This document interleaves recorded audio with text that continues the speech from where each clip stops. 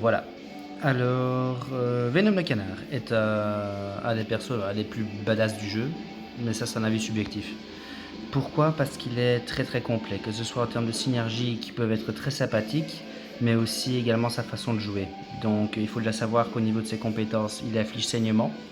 Quand le perso est immunisé au saignement, il s'en tape complètement. Il va taper une dégénérescence à la place. Donc de toute façon, tu vas donner du debuff. Ensuite, il va être capable, comme on le voit ici, dans ses compétences passives, d'avoir des effets d'aberration, exactement, qui vont monter assez rapidement, plus ou moins rapidement selon le niveau de compétence spéciale qui est élevé ou pas. Une fois qu'il est à 100, son effet d'aberration, il va créer un buff, le buff symbiotique, qui pourra alors être choisi entre ceux-là. Tu auras furie, précision, taux de pouvoir, armure renforcée, régénération et blocage parfait. C'est du pur hasard. Donc au début, il faut de la luck, mais après, une fois que tu les as, tu pourras les dupliquer, et je vais en parler plus tard.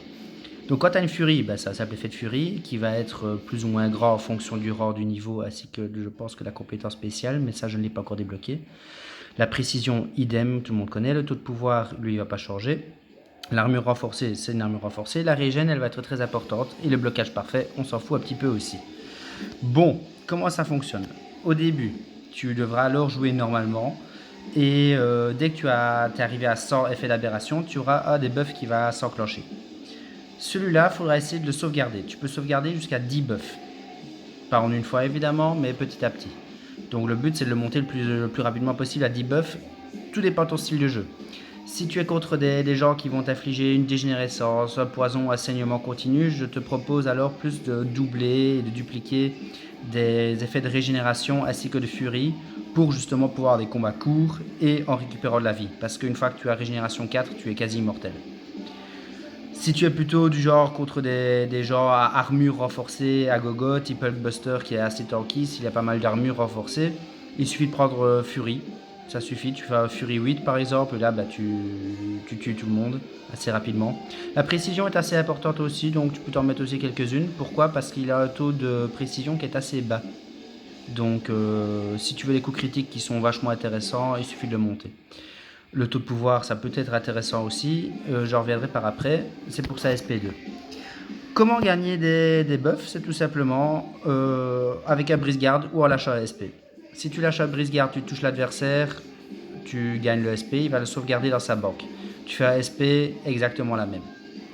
Une fois que tu as tous tes 10 SP, tes 10 buffs, tu pourras les ressortir quand tu veux lors d'un combat en lâchant un SP3. Parce que oui, ces buffs-là, ils vont être sauvegardés dans ta banque, ils vont être actifs et toujours en réserve tout le long de ta quête, que ce soit une quête d'alliance, soit une guerre d'alliance, ou une quête d'événement, quête histoire. Maintenant, ils sont actifs que pendant un certain temps, et une fois qu'ils sont disparus, il faudra les rechercher avec un SP3. Voilà. Des coups critiques, on s'en fout un petit peu, c'est ce que je vais dire. Par combat, tu peux sauvegarder jusqu'à 3 buffs maximum dans ta banque, pas plus. Il faudra faire attention auxquels tu veux sauvegarder. C'est plus ou moins français, on se comprend. Donc voilà, à chaque début de combat, tu auras tous tes buffs qui vont réapparaître et ils vont disparaître à un moment donné. Le super pouvoir A aura comme effet d'augmenter plus rapidement, je crois que de 40 ou 45 points, ton effet d'aberration. Donc tu pourras arriver plus rapidement à un deuxième buff si tu as l'achat SP1. C'est très très intéressant aux deux premiers combats plus ou moins. Ton super pouvoir 2, ce sera celui que tu vas adorer le plus. Pourquoi? Parce qu'il va infliger ce qu'on appelle armure toxique. Et l'armure toxique, elle va donner alors une armure qui va avoir un effet de brise-armure, je vais dire. Donc, tu vas frapper ton adversaire et comme tu vois ici, 90% des dégâts seront infligés de façon supplémentaire à chaque coup que tu vas donner en fonction du nombre d'armures toxiques que tu as. Contre le Buster, par exemple, qui a déjà une armure renforcée 4, par exemple, si tu vas taper un SP2 dessus, tu vas changer toutes ces armures renforcées en armure toxique. Donc après 3 pichenettes et il est one shot. Donc voilà, c'est assez intéressant. Et comme je disais, le super pouvoir 3 lui va permettre justement de réactiver tous les buffs que tu as pu sauvegarder. Autre chose, une fois que tu commences un deuxième combat, imaginons que tu as réussi à sauvegarder 3 buffs qui t'intéressent, tu vas pouvoir les dupliquer. Tout simplement en début de combat, tu fais une parade, un brise-garde, et hop, tu les as dupliqués. Tu passes de 3 à 6 charges. Donc en 3 combats, tu peux déjà être à 9, voire non, à 9 charges minimum. Et maximum aussi. Donc voilà, si tu le gères bien. Le God Mode pour moi, c'est vraiment quand tu arrives à mettre Fury 4, Régène 4 et taux de pouvoir 2. Donc tu as 4 Fury, tu frappes comme un gros bourrin. Régène 4, tu es sûr de rester full vie, mais quasi durant toute la période de ta quête. Et taux de pouvoir, tu arrives relativement rapidement avec 2. Taux de pouvoir à 2, tu arrives relativement rapidement au SP2, et donc tu affliges armure toxique, et tu les envoies tous au cimetière.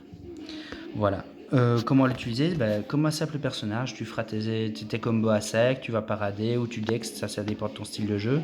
Le but est d'arriver de sauvegarder, si tu as de la chance, directement les bons buffs. Vu que c'est du hasard, il se peut que le premier match, tu vas devoir temporiser comme pas possible parce que tu vas avoir blocage parfait, puis armure renforcée, blocage parfait. Ils peuvent revenir d'affilée quelquefois jusqu'à ce que tu aies furie ou régénération. Ou alors tu la joues complètement un peu, je m'en fous, et tu vas essayer d'accumuler le plus de buffs possible. Nettement moins efficace, mais toujours très intéressant.